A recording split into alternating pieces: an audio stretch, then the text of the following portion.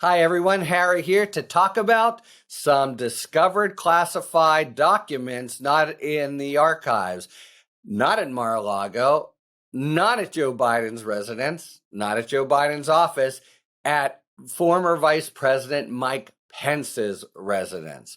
So Pence, in the wake of the brouhaha involving Biden, of course, and special counsels, does a thorough search. And stop for a second and think about his position. He's a guy who wants to run for president. Let's say we're in the heat of a campaign in a year or 5 years, and it comes up that he had documents, but he didn't do a thorough search back in 2023. It's a killer blow. So he is really pushed to do it, and of course, once he does it, to give them to the FBI. But he's just a random guy, essentially, for our purposes.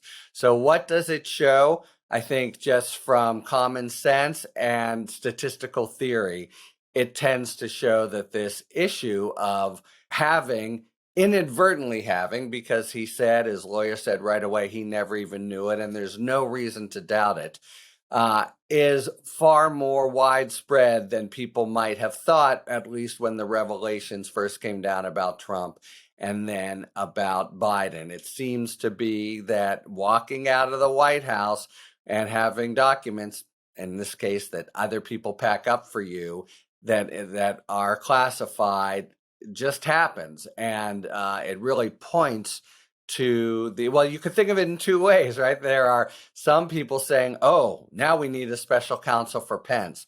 That to me is folly, taught on folly.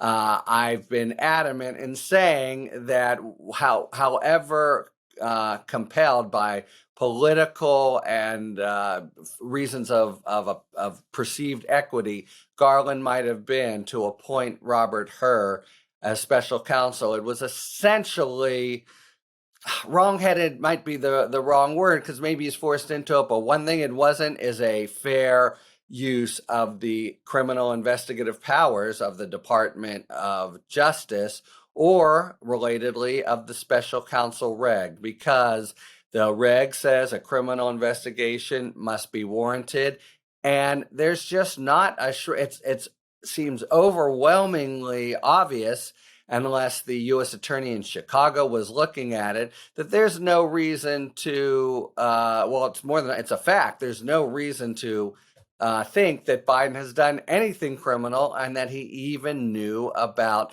the documents. And we have two separate problems, clearly, and we need to keep them separate. One is a policy problem. Look, for all the reasons we talked about when the documents turned up in a cavalier way in Mar-a-Lago, it is a problem for U.S. interests to have classified documents, and there might even be a top secret document we don't know yet among Biden's cache around, and not secure as they need to be. Biden's in a locked closet, better, but it's a problem.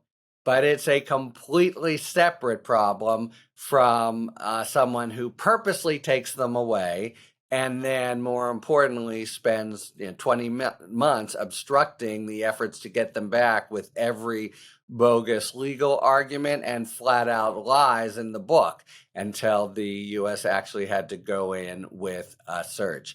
And they really ought to be kept separate. In fact, it's going to be interesting because, of course, the Republican House conference has no threshold, no basement they won't go below in intellectual dishonesty.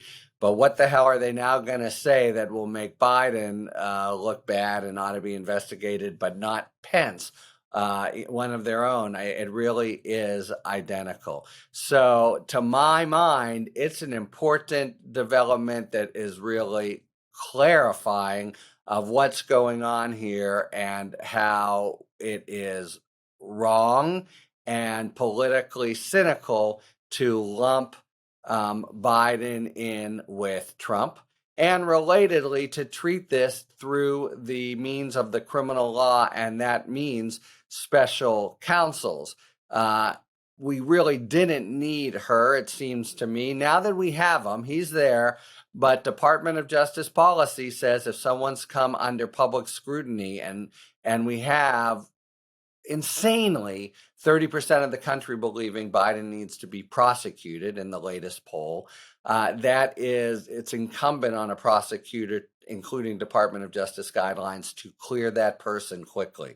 And her ought to develop information that inculpates him and is worth investigating very quickly, or announce he's clearing him. I fear that he won't do that he'll cast a wider net, try to talk to different people who were around in 2016, all the while the shadow sort of hovers on Biden's shoulder and creates the false narrative of equivalence with Trump, gets in the way of the accomplishments of the administration and the like. But that is what should happen. And with Pence, what should happen? Nothing.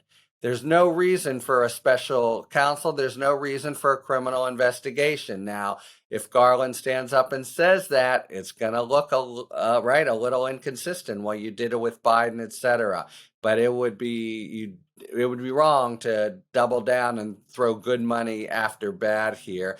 There's just it's a very serious thing to undertake a criminal investigation against a U.S. citizen, especially a public official. And you don't just do it willy-nilly because, maybe there's something there. If all there is that those documents turned up, and we know, and common sense tells us that the most likely reason they did has nothing to do with any possible criminal conduct, it's wrong to deploy the blunderbuss of the criminal investigative powers of DOJ. All right, one more thing here. It ain't just presidents and vice presidents, and there has been a call, I think, from the archives for all former presidents and vice presidents. There's about 6 or 7 of them out there to do a search.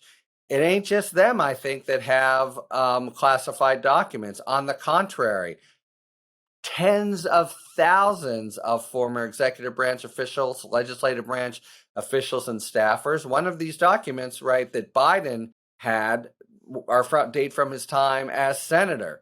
Well, imagine, former and current senators and executive branch officials, Jared Kushner, anybody. There are documents out there, and anybody, really, it should behoove everyone now. This is the moment to take stock, look really hard. I guess I should do this too. I think there's a box somewhere with things I took from the Department of Justice, not classified docs. I'm virtually certain, because I just wouldn't have had them for more than the time it took to look at them in a skiff, etc. But now's the time to look and get our hands around the problem. Really find what's out there. Not just people who have a political future, but anyone. Have them all. It's like a amnesty on library books or whatever. Get our hands around the scope of the problem. Put in better safeguards for what is obviously a porous system, and start again. That's a big problem. It is a policy problem. It shouldn't be a political problem because it's so clearly going to be on both sides of the aisle. We can't control that, as always, and who knows what specious arguments Republicans might offer. But it ain't a criminal law problem, and the revelation of Pence's documents really brings that home. That should be clear to most people now. Garland has a special problem because what he already did with her, but I think it's time to stop it in its tracks. And that nobody's thought yet about the thousands of other people who may be implicated, except I'll bet they have themselves. And if they're searching, I'll bet people have come up with them. Oh, and here's for sure, if you come up with them, you must return them to the FBI. And I don't even mean that as a Boy Scout. I just mean as a practical issue, because if you keep them around and having learned they're there, then there are 2 people in potential Trump territory. That is the purview of the criminal law.